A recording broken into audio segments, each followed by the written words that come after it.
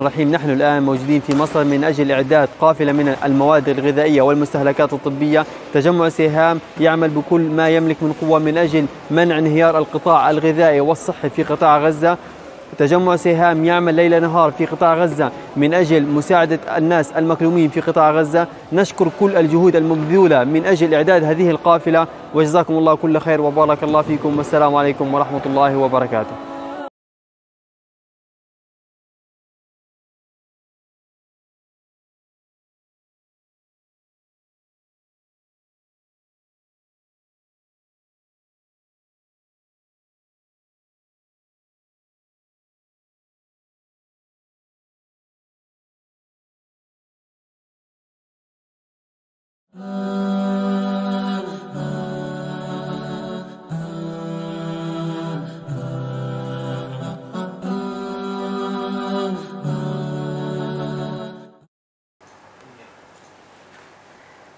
Bismillahirrahmanirrahim. Alhamdulillahi wahda wassalamu ala man la nabiyya ba'da ma ba'd. Assalamualaikum warahmatullahi wabarakatuh. Sahabat Wahda, para pemirsa Wahda TV yang insya Allah dirahmati Allah Subhanahu wa taala. Apa kabar Anda di kesempatan kali ini? Alhamdulillah, semoga kabar kita semua insya Allah dalam keadaan sehat walafiat dan tetap melimpahkan segala kebaikan oleh Allah Subhanahu wa taala. Bahagia sekali kembali kita bisa menyimak live streaming di channel dakwah kesayangan kita, yaitu Wahda TV, dalam program Konsultasi Syariah, konsultasi bersama Dewan Syariah Wahda Islamiyah. Alhamdulillah, untuk kesempatan setiap hari Senin kita bisa berkonsultasi seputar permasalahan keluarga, yang alhamdulillah saat ini kita bersama dengan narasumber kita dari Komisi Usroh dan Ukhuwah Dewan Syariah Wahda Islamiyah bersama Al-Ustadz Marzuki Umar LC.MH Fizahullah. Assalamualaikum warahmatullahi wabarakatuh. Waalaikumsalam warahmatullahi wabarakatuh. Insyaallah, apa kabar di Alhamdulillah, khair.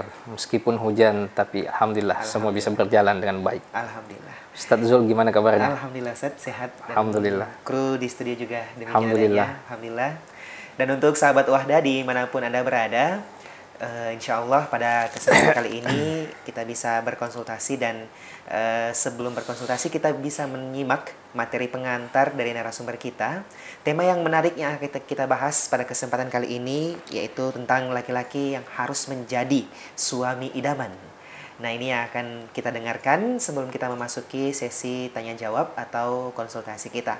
Olehnya, mari kita bersiap untuk menyimak materi pengantar dari narasumber kita. Langsung saja kepada Ustaz, kami silahkan. Ya. Bismillahirrahmanirrahim. Alhamdulillahirabbil alamin. Nahmaduhu wa nasta'inuhu wa nastaghfiruh. Wa na'udzu billahi min syururi anfusina wa min sayyiati a'malina. May yahdihillahu fala mudhillalah wa may yudlil fala hadiyalah. Asyhadu an la ilaha illallah wahdahu la syarikalah wa asyhadu anna Muhammadan abduhu wa rasuluhu al-mab'utsu rahmatan lil alamin. Allahumma shalli ala sayyidina Muhammad wa ala alihi wa sahbihi wa man tabi'ahum bi ihsanin ila yaumiddin. Allahumma aftah lana qulubana wa alhimna rushdana wahdina siratakal mustaqim. Inna nas'aluka ilman nafi'an wa imanan thabitan wa yakinan rasikhan wa qalban khashi'an wa lisanan dzakiran wa rizqan halalan thayyiban wa amalan salihan mutaqabbala. Pemirsa Wahda TV yang dimuliakan Allah Subhanahu wa taala, senantiasa kita memuji dan bersyukur kepada Allah Tabaraka wa taala atas karunia umur dan kesehatan yang Allah berikan kepada kita semua, juga taufik darinya sehingga kita bisa kembali bersua di media yang kita cintai ini, sama-sama mempelajari potret rumah tangga idaman yang telah dituntunkan dan dicontohkan oleh Sayyiduna Rasulullah sallallahu alaihi wasallam. Rasulullah sallallahu alaihi wasallam ya, menjadi potret suami idaman, ya, potret kepala rumah tangga yang ideal. Rasulullah sallallahu alaihi wasallam disebutkan oleh cucunda beliau, Husain bin Ali radhiyallahu taala anhuma. Beliau menyebutkan bahwa ia pernah bertanya kepada ayahnya, yaitu Ali bin Abi Thalib. Ya, Husain masih sangat kecil sekali saat Rasulullah Shallallahu Alaihi Wasallam wafat.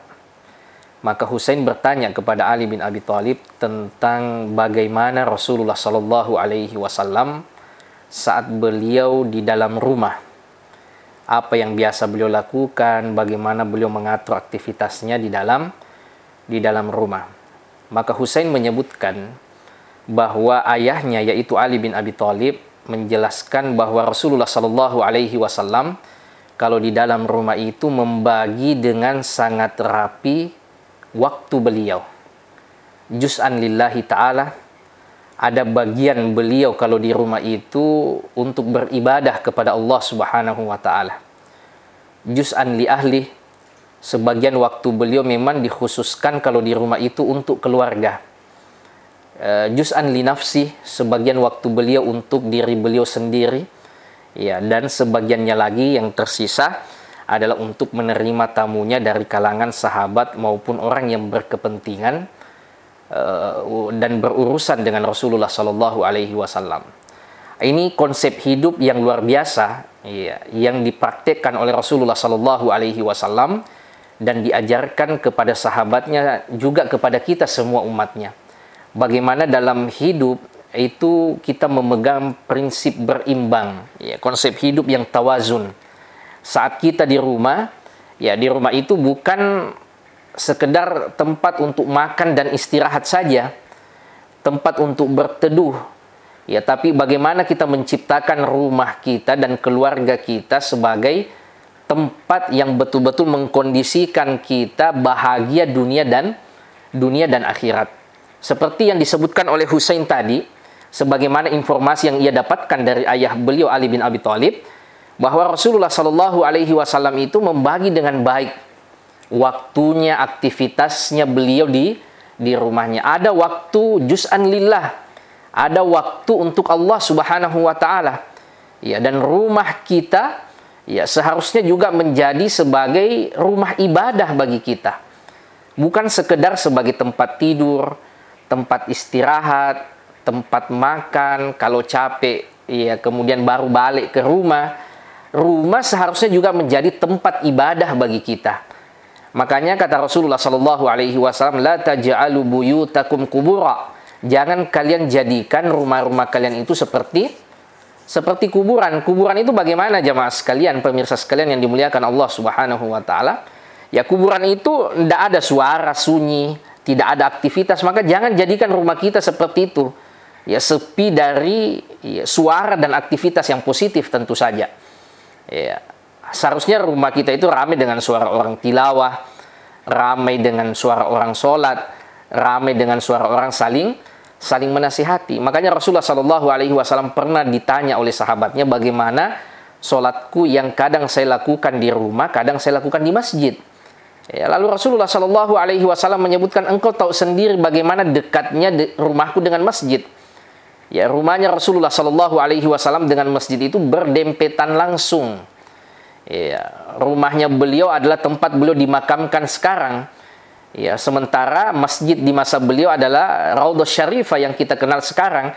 Itu bertetangga, berdempetan langsung. Rasulullah kalau mau masuk ke masjid hanya menyingkap, ya, sitar, menyingkap kain saja beliau sudah masuk ke dalam masjid. Tapi kata Rasulullah, sholat di rumah lebih saya senangi daripada sholat di masjid, illal maktubah, ya, kecuali sholat yang wajib. Ya, tentu bagi laki-laki tempat yang paling afdol, yang terbaik tentu saja di masjid. Ya, sholat 5 waktu. Tapi selain daripada itu, sholat sunnah, Rasulullah Shallallahu Alaihi Wasallam lebih senang sholat di rumah daripada di masjid. Padahal rumahnya Rasulullah ini bersambung dengan masjid, berdempetan. Tapi beliau lebih senang sholat di rumah untuk sholat sunnah daripada di masjid. Apa tujuannya, pemirsa yang dimuliakan Allah Subhanahu wa taala? Minimal sebagai bentuk, ya, pembinaan kepada penduduk atau kepada warga, anggota keluarga kita yang ada kepada anggota keluarga kita yang ada di rumah, kepada anak-anak kita, kepada istri kita, ya, untuk kemudian meramaikan aktivitas-aktivitas yang positif yang ada di dalam rumah kita. Ya, sehingga yang ada adalah keberkahan dalam rumah kita. Ya, ya rumah itu lengkap fasilitasnya, tapi tidak ada nuansa ruhania yang ada di dalam rumah tersebut. Lengkap sekali fasilitasnya, ya TV-nya, perabotnya, segala macam semuanya lengkap, tapi yang kurang adalah aktivitas ruhanianya.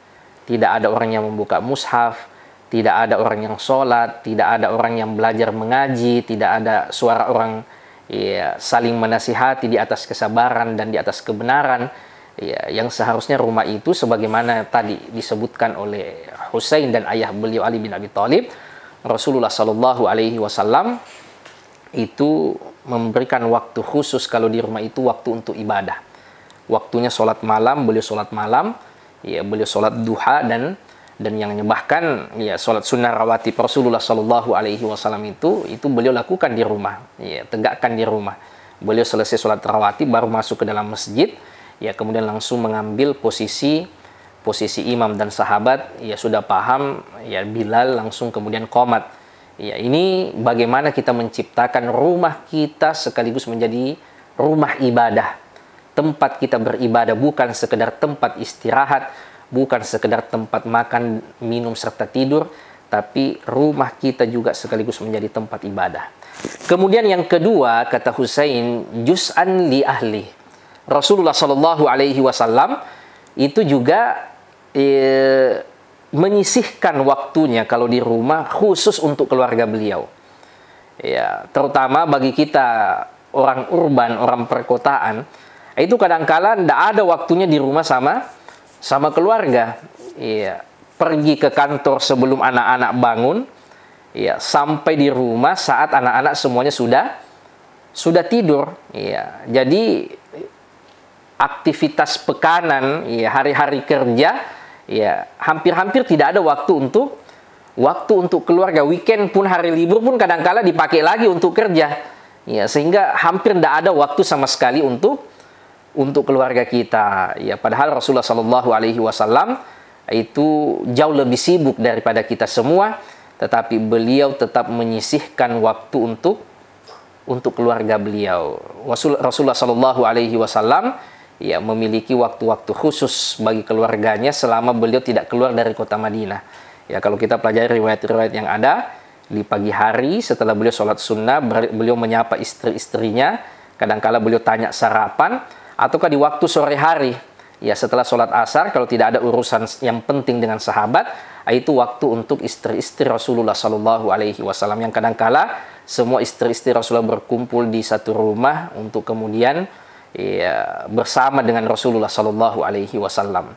Maka ini yang menjadi teladan dan inspirasi bagi kita pemirsa sekalian, bagaimana saat kita di rumah sisihkan waktu untuk keluarga kita.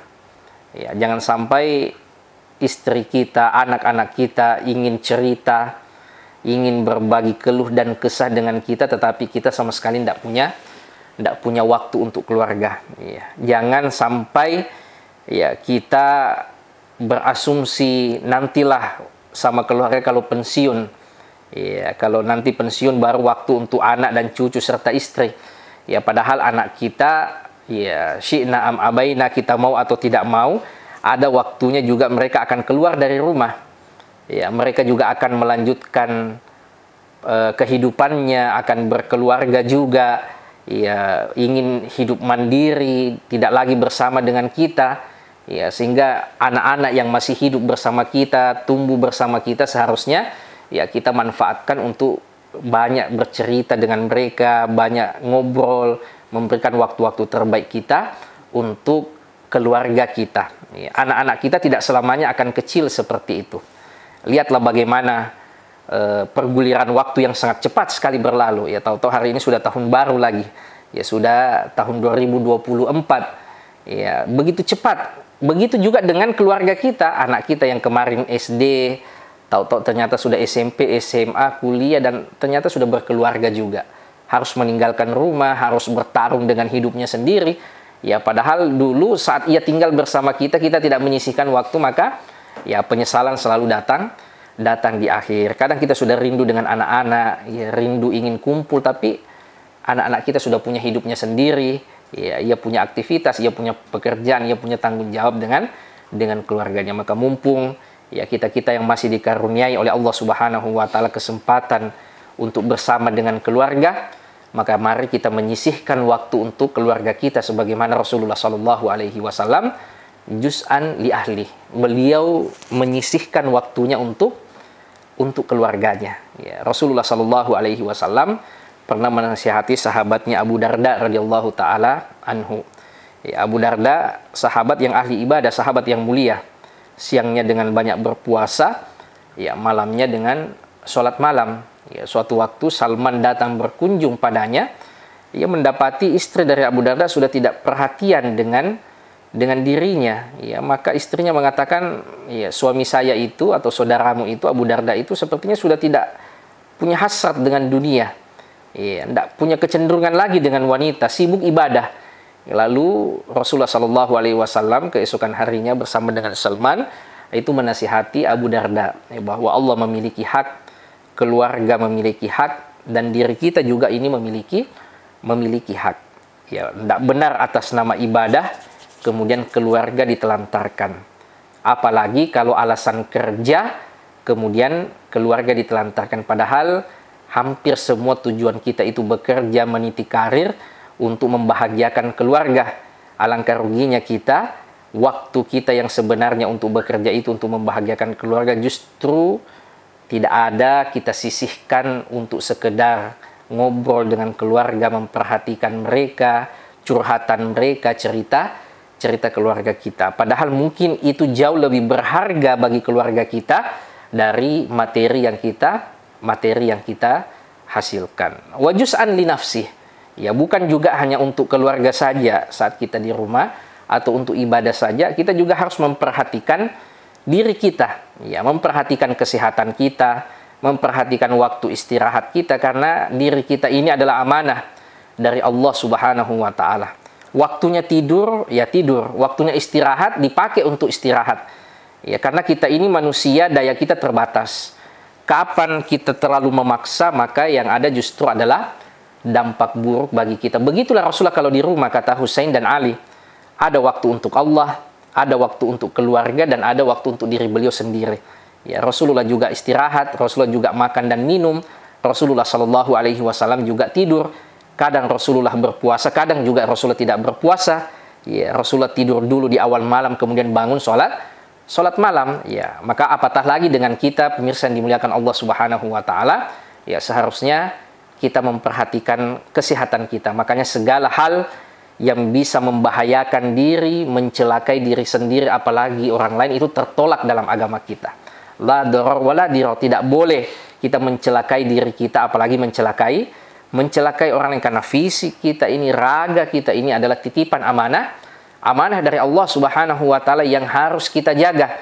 Ya, kalau diri kita ini bisa kita jaga dengan baik, kita pun bisa maksimal beribadah, maksimal juga mengkhidmah keluarga kita. Inilah ya gambaran singkat, gambaran global bagaimana Rasulullah Shallallahu Alaihi Wasallam saat di dalam rumah. Beliau betul-betul membagi dengan rapi, mengatur dengan sangat disiplin waktu beliau saat di rumah. Waktunya ibadah, waktunya untuk keluarga, waktunya untuk diri sendiri istirahat, dipakai untuk istirahat.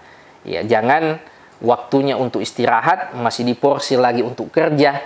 Ya, waktunya untuk keluarga malah dipakai untuk melanjutkan pekerjaan, sehingga tidak ada sama sekali waktu yang tersisa untuk keluarga kita. Inilah kira-kira ya yang sempat kita jadikan sebagai pengantar pada kesempatan kali ini untuk bagaimana kita bisa membagi waktu dengan baik, menjadi suami idaman sebagaimana Sayyiduna Muhammad sallallahu alaihi wasallam. Rumah kita menjadi rumah ibadah, rumah kita menjadi rumah yang nyaman bagi semua anggota keluarga, dan rumah kita rumah yang nyaman untuk istirahat, untuk menjaga kesehatan kita. Wallahu taala a'la wa a'lam.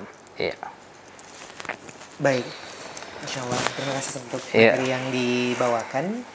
Nah, untuk itu sahabat Wahda dimanapun Anda berada, kami buka kesempatan untuk Anda bisa bertanya atau berkonsultasi untuk permasalahan atau tema yang kita angkat pada malam hari ini. Silahkan bisa mengirimkan pertanyaan, baik itu melalui pesan WhatsApp atau di kolom komentar live YouTube yang Anda simak saat ini. Anda bisa berkomentar dan juga mengirimkan pertanyaan via WhatsApp di 0823 4444 5116. Dengan formatnya sama dengan di kolom komentar. Formatnya dengan ketik nama, spasi asal daerah Anda, spasi pertanyaan yang sesuai dengan tema materi Ustadz kita, atau boleh sesuai dengan komisi pertanyaan konsultasi kita. Silahkan, kami nantikan. Baik Ustadz, kita ke pertanyaan yang sudah masuk ini Ustadz. Iya. Ustadz, bagaimana hukumnya seorang istri menolak ajakan suaminya?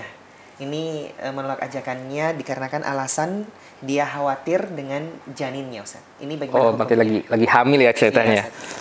Iya, untuk hal yang seperti ini, ya seharusnya ada kesepahaman antara suami dan istri. Ya, seorang istri harus menyadari betul bahwa suaminya itu memiliki hak atas istrinya, terutama pelayanan di dalam kamar. Dan ini diantara tujuan utama dari pernikahan, yaitu menjaga diri dari batasan-batasan Allah Subhanahu wa Ta'ala, agar tidak terjatuh dari hal-hal yang dilarang oleh Allah Subhanahu wa Ta'ala, yaitu mendekati zina, apalagi sampai berzina. Ya. Dan diantara tentu saja hal yang membantu orang untuk terjaga dari perzinahan adalah saat ia berhajat, maka ia mendatangi istrinya. Ini yang harus dipahami oleh para istri, ya, agar ia memahami betul kewajibannya sebagai istri. Pun sebaliknya, ya, seorang suami juga jangan membebani istrinya yang merupakan hal-hal yang berat untuk ia laksanakan. Kondisi psikisnya mungkin bermasalah, dibawa masalah yang berat, lagi tidak nyaman mungkin, apalagi dalam kondisi misalnya lagi hamil. Ya, lagi hamil. Ya, kalau memang ada, ya, misalnya sudah ada peringatan dari dokter, ya, secara umum kan saya kira kalau orang yang hamil itu kan tidak sampai terlarang untuk berhubungan, untuk jima.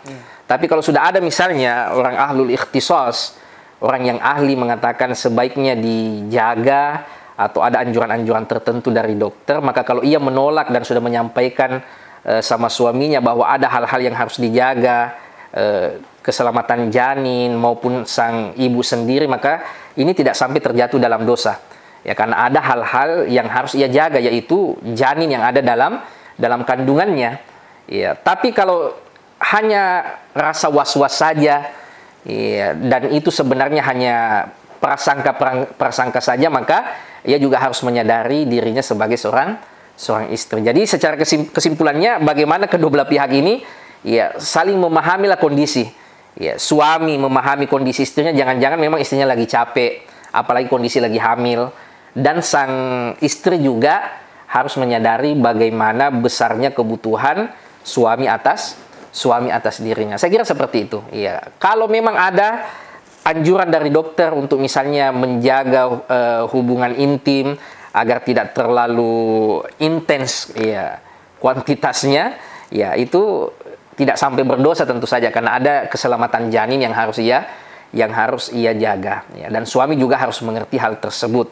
Tapi perlu juga diperingatkan, jangan sampai ini sekedar waham saja, hanya perasaan, ya, yang ditimbulkan sendiri. Ya, prasangka jangan-jangan kalau saya berhubungan dengan suami malah membahayakan janin, padahal dari sisi medis sebenarnya tidak apa-apa. Jadi perlu kesepahaman, ya, masing-masing mengerti kedudukannya. Suami mengerti istrinya memahami suaminya. Wallahu taala alam. Ya.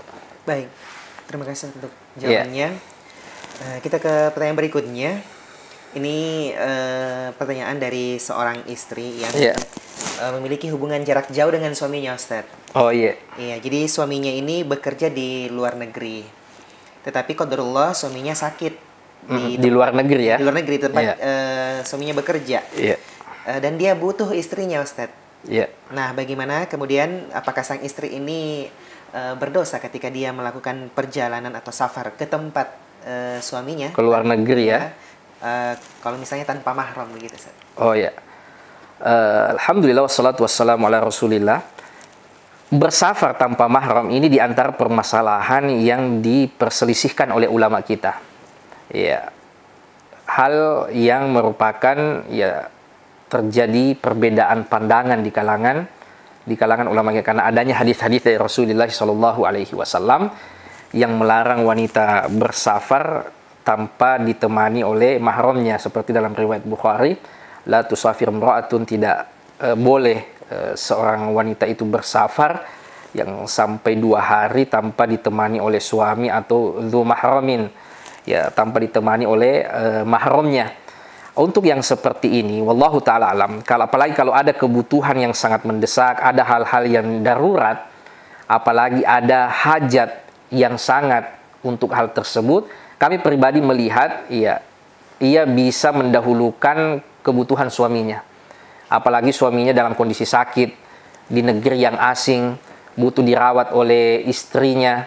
Ya, apalagi ini bisa masuk dalam kondisi darurat, atau minimal ia adalah hajat yang sangat besar. Dan ummahatul mukminin ya pernah bersafar ya pasca wafatnya Rasulullah Shallallahu Alaihi Wasallam dengan Utsman bin Affan ya radhiyallahu taala anhu saat pergi berhaji.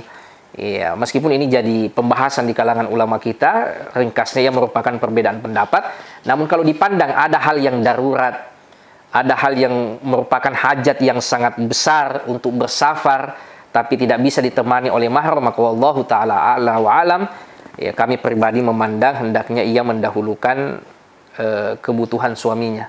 Ya, ia bersafar dengan tetap berusaha menjaga keamanannya, ya memperhatikan aspek-aspek keamanannya, aspek-aspek keamanannya saat perjalanan. Ya kalau itu ia bisa penuhi, mudah-mudahan itu yang terbaik baginya. Jadi ia tetap bisa bersafar karena adanya hal-hal yang darurat, atau minimal ia memiliki hajat yang sangat besar untuk itu. Wallahu taala alam. Ya. Baik. Terima kasih untuk jawabannya. Ya. Kita ke pertanyaan berikutnya, Ustaz. Ini sebenarnya penanya ini mungkin ada kontak tapi ada nama tapi kita samarkan, atau bahkan mungkin tidak usah kita sebutkan Ustaz dan asalnya. Jamil. Ya. Untuk menjaga. Selanjutnya, Ustaz, ini ada permasalahan dari sepasang suami istri ini, Ustaz. Yeah. Meminta bagaimana sikap istri dalam menghadapi perilaku suaminya, di mana suaminya ini membangun komunikasi dengan wanita yang bukan mahramnya. Iya.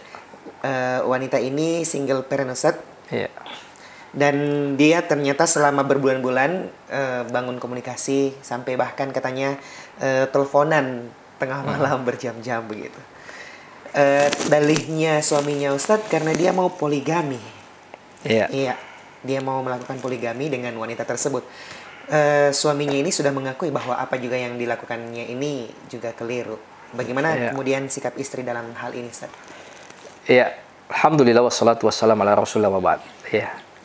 Allah Subhanahu wa taala sudah menyebutkan di dalam Al-Qur'an larangan untuk mendekati zina. Ya. Wala taqrabuz zina, dan janganlah engkau mendekati perbuatan zina. Ya, mendekatinya saja sudah dilarang oleh Allah Subhanahu wa taala, apalagi terjatuh di dalamnya. Di antara sarana yang bisa mengantarkan orang dalam perbuatan zina adalah komunikasi yang tidak syar'i antara laki-laki dan wanita.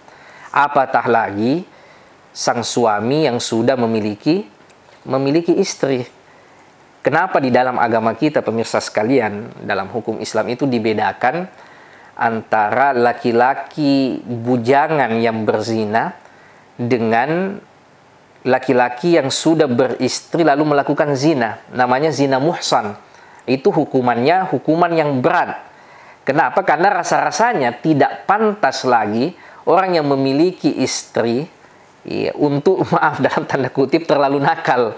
Ya kalau bujangan, ya meskipun bukan untuk melegitimasi kesalahan, mungkin kadang dimaklumi. Ya namanya orang bujangan, cari jati diri, cari pasangan hidup. Ya, kesalahan tetap kesalahan, tapi mungkin orang kadang memahami namanya bujangan. Tapi kalau nakalnya masih dibawa setelah ia menikah, ini yang kelewatan. Ini yang keterlaluan.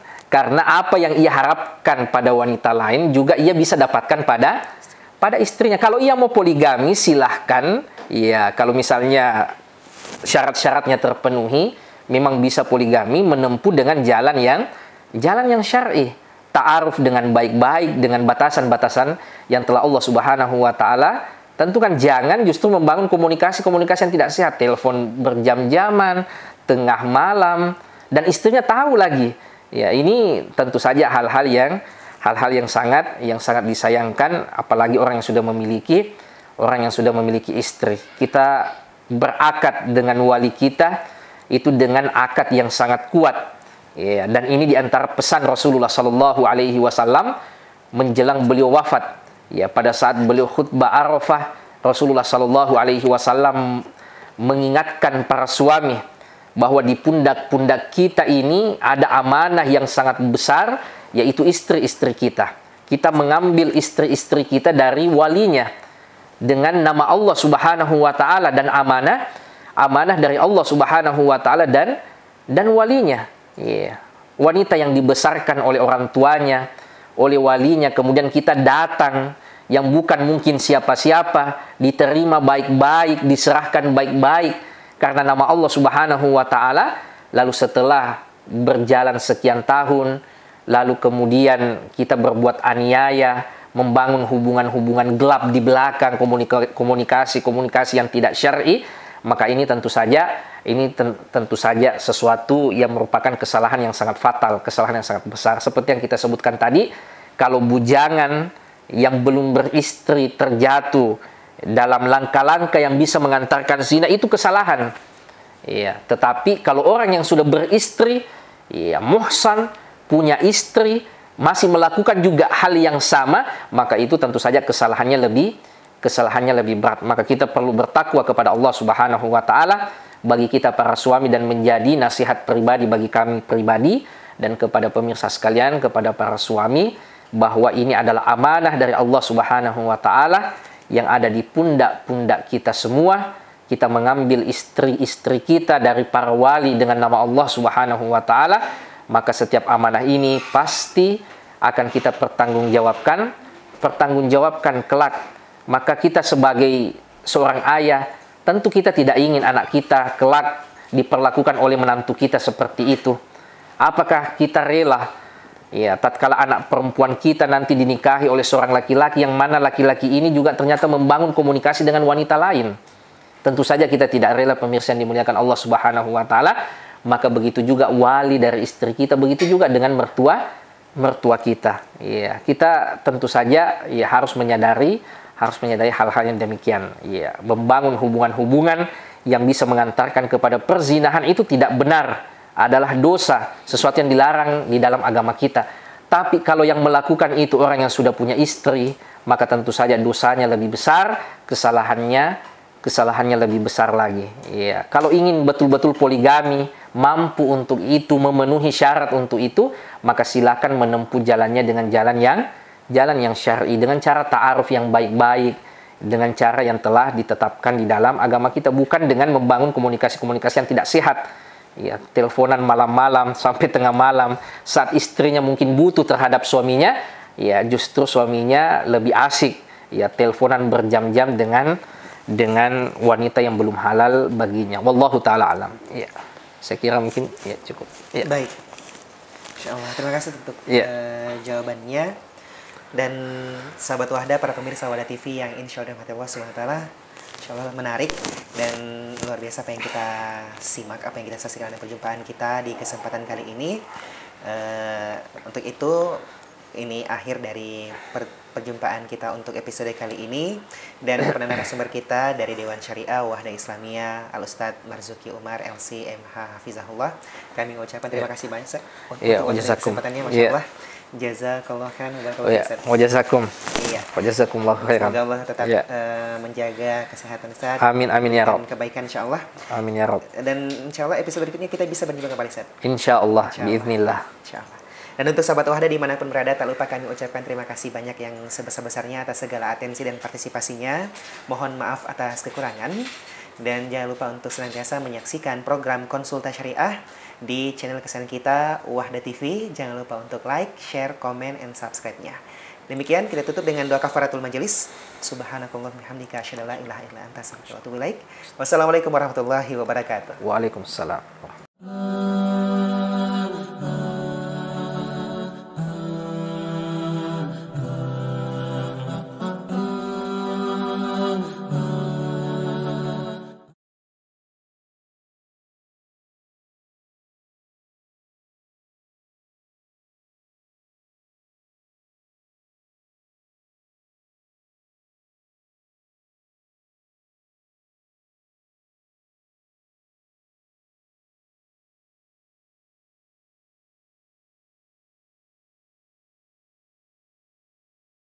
العدوان الغادر والحرب الشرسة على قطاع غزة، نقدم شكرنا وامتناننا لمؤسسة ويز على دعمها الدائم والمتواصل لأهلنا الحبيب، فجازاهم الله كل خير وبارك الله فيهم وجعل ذلك في موازين حسنات.